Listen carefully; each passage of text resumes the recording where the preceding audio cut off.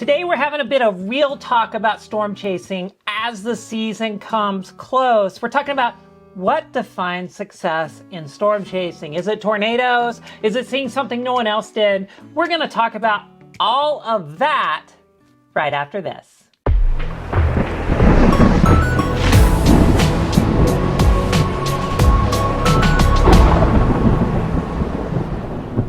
Hello everybody, welcome to the channel. My name is Rachel Center, and today on Tornado Titans, we're talking about storm chasing success. This is a video that we're talking about just a bunch of different, it's kind of like a topical video about storm chasing. And it's kind of an opinion piece. I'm gonna be giving my opinion.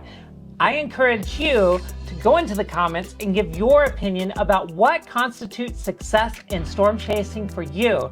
But also, if you are here and you love storm chasing, you love, watching storm videos, learning about weather, all the things, please subscribe.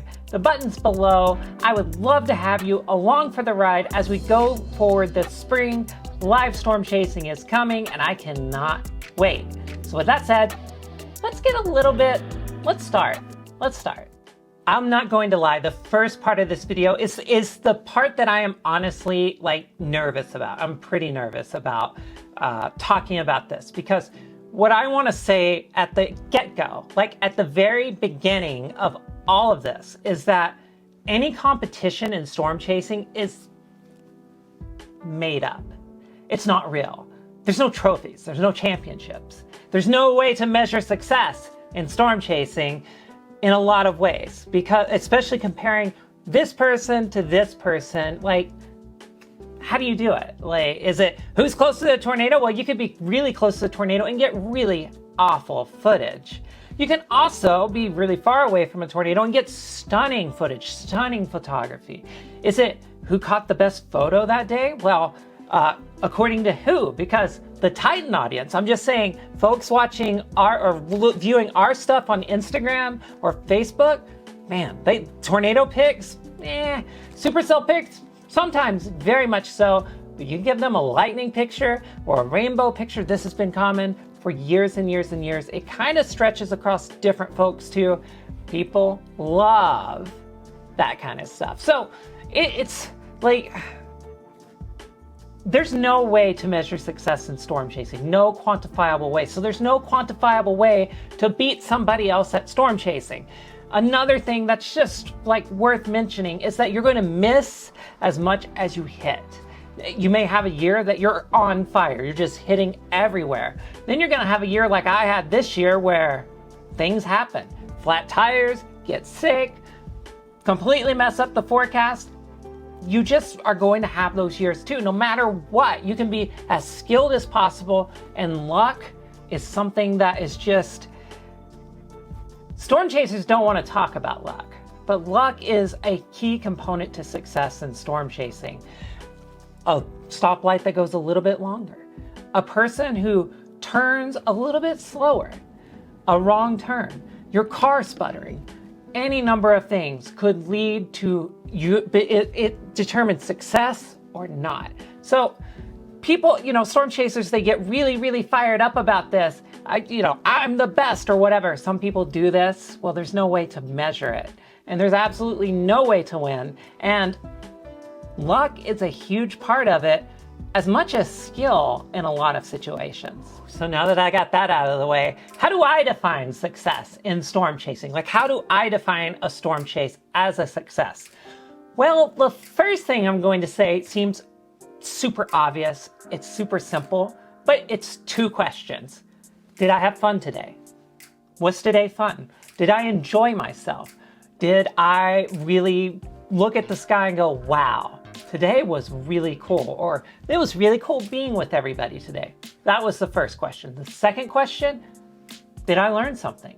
Storm chasing is about the science of weather. If you're out there and you're not fascinated with the science, first off, you're not going to make it very long. You're just not, because storms get a little repetitive at times. And it's really hard to be great at storm chasing for all the reasons I just said.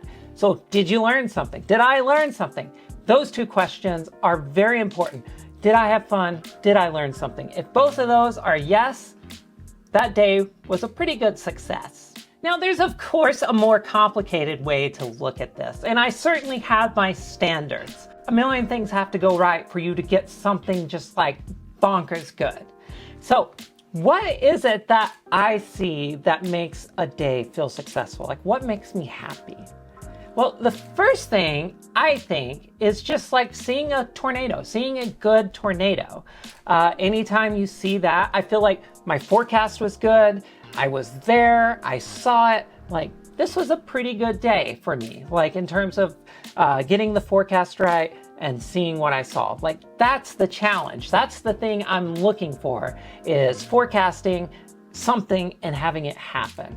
Another thing that I oftentimes look for, today may be like a high base day. The storm looks like this. It's high base. There's no way I'm getting a tornado, but I have forecast the best place to see a photogenic storm. And if my storm is photogenic, if I see something great, hey, that was a pretty good day too. And not all days have to be supercell days to be successful. I personally feel really successful if I see an isolated supercell. I do. I love photographing them, especially off the dry line or upslope. If I see an isolated supercell, I'm feeling good. Today was good. Now, there's a couple other things that I might be looking for, especially like during monsoon season, great lightning. Like, if I can capture great lightning, beautiful boats, that's feeling pretty good too. Like, that's good. That's what we're looking for. Now, another thing that I oftentimes will walk away from a day going, that wasn't so great when it came to storms, but that scene at sunset, oh my gosh. Yes, great scenes, like great lighting, amazing texture in the sky, amazing foreground, something like that. I am really, really happy with that day too. Now, I'm going to give a little bit of inside baseball, a little bit. Like what are we doing at Tornado Titans? Well, we're trying to capture content. We're trying to produce educational stuff that you see on this channel all the time. We're trying to produce a web series, live storm chases that are interactive and exciting. And we're trying to fill out social media content calendars. Like, a chase day is a success if we get content that serves all of those purposes. Like, I see that day as, wow, we did something good today. Like, this was productive. We've got something that I can use to teach, to show, inform, entertain, any of the things. Because our mission, largely, like, I'm not gonna say save lives, because I really think that's overdone, but I really, really, really want to be able to increase knowledge so people are more prepared and they act on that information. I would love if we could accomplish one thing with Tornado Titans, it would be that we educate enough people, enough storm spotters to be much better at reporting, so reports are more accurate, and the public to be much more aware of what's coming. If we can do both of those things, I think they're gonna pay dividends, and that's what I want. And any day that I can get material that leads to that, shelf cloud that's pretty, that looks good, that's visually captivating, that draws people in and makes them want to learn, bam, success. So what makes me cranky? Well, it's a day like this. Dull, featureless, low stratus. Where's the storm? I don't know. These are the days that I really, really, really do not like, because I'm not doing anything I just said. I'm getting nothing for education, nothing for social media. I'm getting nothing. I mean, like, the live stream, I gotta be pretty entertaining that day, right? Because otherwise, we're not looking at anything interesting. So if it's dull, no features whatsoever, no severe weather, like the storms are pretty mild, those days are not the best for me, because there's just nothing there's nothing that we're accomplishing out there. If I feel like that, the day is honestly not a success. Now, I've talked about this even like a few months ago, I've talked about both of these things, and I just want to pass this on as we head into storm season. If you're a storm chaser, you're watching this and you're getting ready for the season, a couple of things I really, really, really would like you to focus on this year.